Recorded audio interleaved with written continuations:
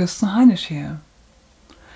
In this video today, I will shine some light into the world of our thoughts, feelings and behaviors, and how they are related to our unconscious mind. Our emotional and mental well-being, and conversely our psychological struggles and difficulties, are intimately linked to our thoughts, feelings and behaviors and our unconscious minds. And I will illustrate this today with a few examples which I believe many of you will be able to resonate with. And for people who are new to my videos, a very warm welcome. My videos are about sharing my psychological understanding with you.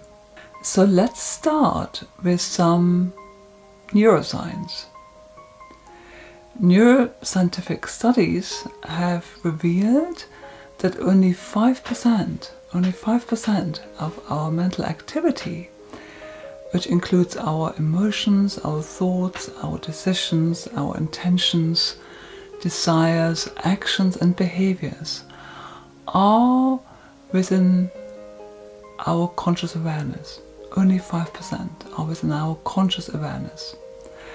And the remaining 95% are within the realm of our unconscious mind. Yet the 95% of our mind, which we call the unconscious, significantly color our perceptions, our emotional responses, our thinking, our beliefs, our inner attitudes, which in turn drive our responses, our decisions and behaviors. And this is why two people can interpret the same situation in a very different way, because the filter through which we interpret our experiences is internal to us and is actually often unconscious. So 95% of our thoughts, feelings, beliefs, memories are outside of our conscious awareness. Yet they drive our emotional responses, our behaviors, our partner choices, our lifestyle choices, our professional decisions and so on. So if we find ourselves making repeatedly choices in our lives that don't serve us any longer, it is then worth looking at the 95% of our mind that we call our unconscious mind. Historically, it was Sigmund Freud who drew attention to the importance of the unconscious mind in the early 20th century. And that's over 100 years ago. So Freud's theory about the unconscious mind was groundbreaking at the time. Prior to Freud, many psychological symptoms were understood to be of a physiological nature and were therefore treated as such. And the idea of talking therapy, as it is known today, was very new 100 years ago, which is kind of hard to imagine these days. And of course, within the last 100 years, since Freud's discoveries and contributions to psychology have been revised, refined and updated. Yet many of his concepts are still very relevant today, and the unconscious is one of them. I love the analogy of the iceberg that Freud used when conceptualizing the human mind. It goes like this: everything above the water represents our conscious awareness, while everything below the water represents the unconscious mind. And what we cannot see is the enormous amount of ice that makes up the bulk of the iceberg, which is submerged deep below the water surface in the water. So, metaphorically speaking, our conscious awareness is simply the tip of the iceberg, the 5% of our mind that we know about. And the rest of our psyche, the other 95%, is outside our awareness and lies below the surface. And the thing is, we don't really know what we don't know. So there is a whole realm and world, inner world, of thoughts, feelings, memories that we simply aren't aware of. And going with the iceberg metaphor, the part of the iceberg underneath the surface that we don't know about are our underlying belief systems, our thought patterns, our emotional responses, repressed feelings, repressed memories. And many of these have formed in our early life experiences, mostly in the first 7 years of our lives. And you might ask, why is this important actually? And it becomes relevant when we experience struggles, discontent, unhappiness, depression, stagnation, anxiety, burnout, repeated unhappy relationship experiences, nightmares, all the things that cause us problems, emotional problems. So we can understand these symptoms and experiences and struggles as the tip of the iceberg. It is what we can see and feel and experience at the time, and it is what we are aware of at the time. Yet the causes and roots of these symptoms are mostly found in the unconscious mind, the part of the iceberg which is submerged below the surface in the water. So in order to understand and fruitfully work with our emotional difficulties, we are invited to turn our attention to the part of the iceberg which is below the surface, our unconscious minds. And you might ask, how do we do this? First, we are required to learn the art of self-reflection and introspection, which is about witnessing and observing our mental activity, such as our thoughts, feelings, perceptions, sensations, images and memories. When we are able to become the observer of our inner world and our mental activity, our relationship with our thoughts and feelings already changes. We can then step outside and become the observer of our thoughts and feelings. And from this position we can then ask ourselves, why do I hold these beliefs? Why do I think so negatively? Why have I developed this pattern of thinking that I'm not good enough, that the world is not a safe place, that I cannot trust anybody? And with increasing self-awareness, we can then understand that these often self-limiting and self-sabotaging beliefs about ourselves, about the world, relate back to our early childhood experiences. And this is because in our childhood years, our capacity to process our experiences is not matured yet.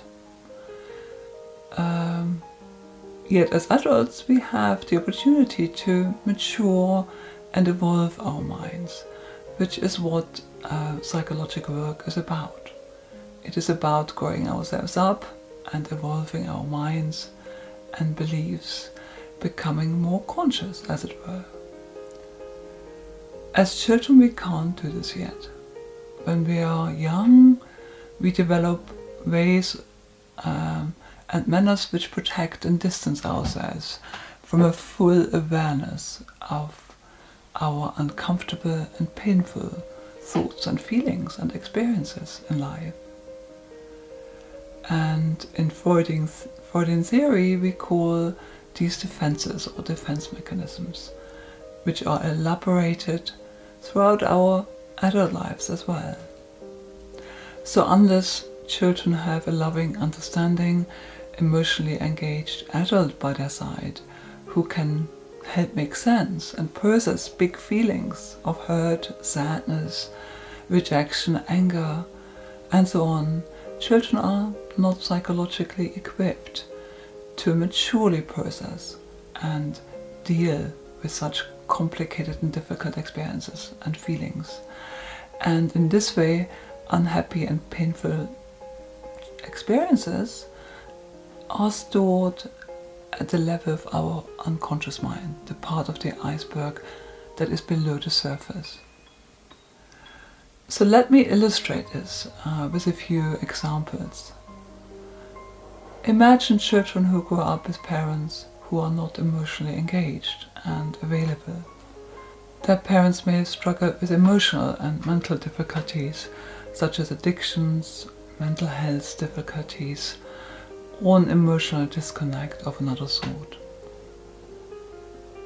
You may be one of these children who is now an adult, or you may be a parent who is struggling, or both. I think we are all affected by these experiences in one way or another. Emotional difficulties and trauma are often transmitted unconsciously from one generation to the next. We call this transgenerational transmission of trauma.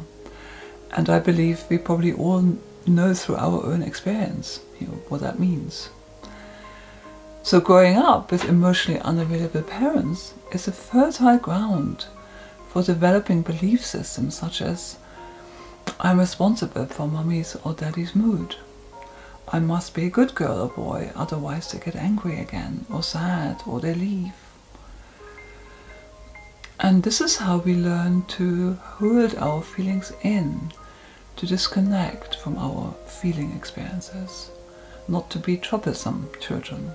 For example, how can a 6-year-old girl or boy manage the deep feeling of rejection, confusion, anger, and overwhelm when their mom is drunk and their dad is on a business trip, just at a time as they are being bullied at school? This is just one of many possible scenarios from which children need to emotionally disconnect. And children who grow up in families with troubled, traumatized, emotionally disconnected parents often feel very alone, emotionally unsupported, misunderstood. And because their experiences of sadness, grief, anger, loneliness, fear, and disappointment cannot be responded to, these feelings go underground into the realm of the unconscious mind. Because they're too overwhelming, we need to disconnect from them. And then in this way they become hidden, invisible, and emotionally silent. And these experiences also tend to develop into belief systems. They tend to kind of come together into belief systems, such as people I love are not there for me. People I love are not interested in my feelings. I'm not good enough. Just to name a few. I've talked to many people who've had experiences like this and have managed to compensate in some way by learning to shine through their academic achievements at school, university, and later in their professional lives as lawyers, teachers, doctors, or in business. And shining academically and professionally is in many ways quite adaptive. It helps us to feel liked, respected, and approved of, while also developing our professional selves. Yet it does not address the alienation from our inner world. And this is why we work with our unconscious minds. This inner work allows us to bring previously unconscious parts of our minds into awareness, such as our thinking patterns, emotional responses, belief systems about ourselves, others, and the world. And many of these originate, as I said before, in our childhood years. And they were adaptive then and made sense then.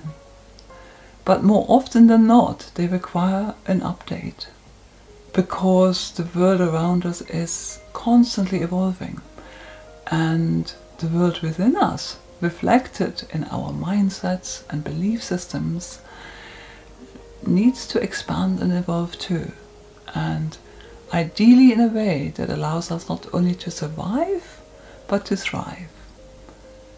I trust that you found this helpful and interesting, and I look forward to seeing you again in my next video.